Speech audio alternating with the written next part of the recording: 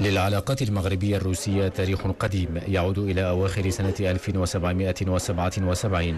حين عرض سلطان المغرب محمد الثالث بن عبد الله على كاثرين الثانية إمبراطورة روسيا إقامة علاقات تجارية بين البلدين، ومن ثم وصلت العلاقة الدبلوماسية إلى حين زيارة الملك محمد السادس لموسكو في أكتوبر من سنة 2002. وهذه الندوة اليوم تأتي لبحث حصيلة هذه الزيارة بعد مرور 10 سنوات.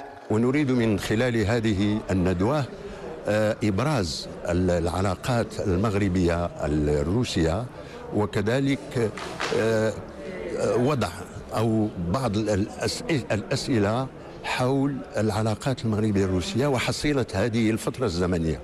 ماذا حصل في هذه الفترة في المؤسسات التي وقعت آنذاك اتفاقيات في موسكو؟ الندوة تأتي كذلك كخطوة نحو تعزيز العلاقات المتميزة بين المغرب وروسيا في مختلف المجالات.